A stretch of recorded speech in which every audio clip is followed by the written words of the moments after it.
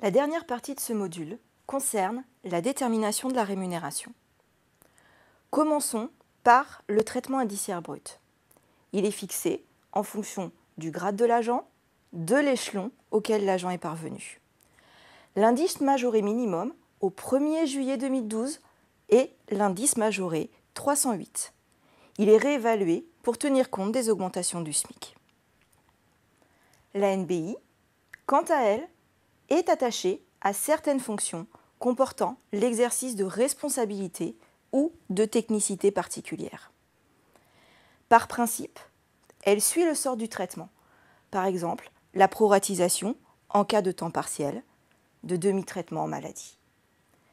Elle permet de générer un complément de retraite en octroyant un nombre de points supplémentaires aux agents. L'indemnité de résidence a été mise en place au départ pour compenser les différences entre le coût de la vie entre zones rurales et zones urbaines. Il y a actuellement 3 taux. Un taux à 3%, un à 1% et un autre à 0%. L'assiette est composée du traitement indiciaire et de la NBI. Par contre, il y a un indice majoré plancher correspondant à l'indice majoré 312 au 1er juillet 2012. Concernant le supplément familial de traitement, il est versé aux agents publics qui assurent la charge effective et permanente d'au moins un enfant à raison d'un seul droit par enfant.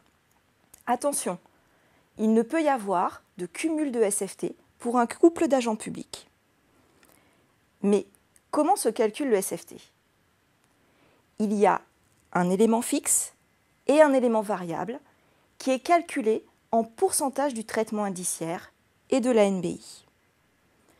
Pour un enfant, on verse à l'agent 2,29 €.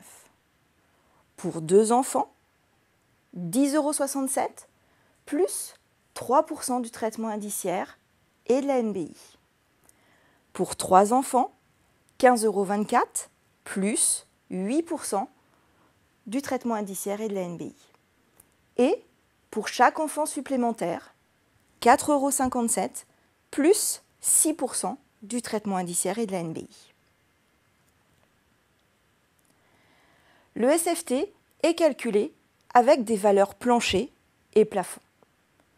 L'indice majoré plancher correspond à l'indice majoré 449 et l'indice majoré plafond à l'indice majoré 717.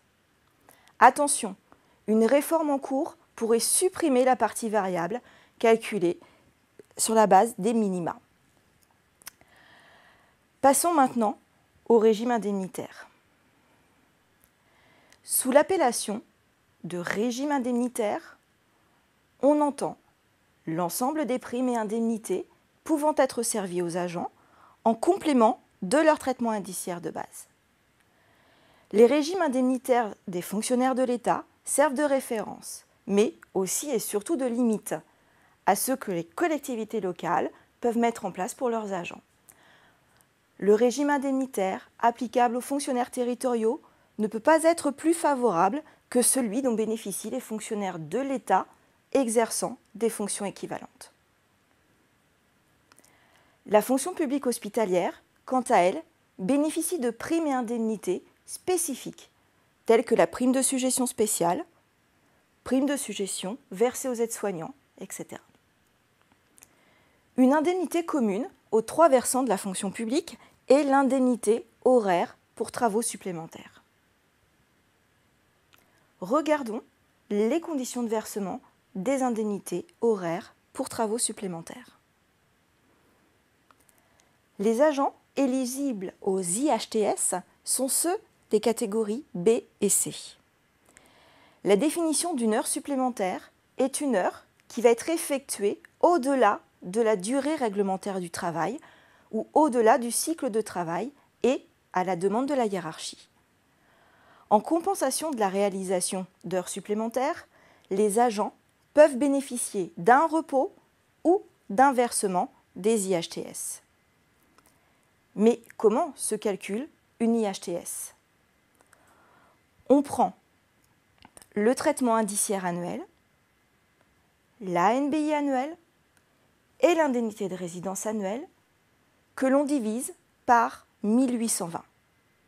Et on multiplie le tout par un coefficient. Ce coefficient va être variable selon le nombre d'heures effectuées et selon le temps effectué.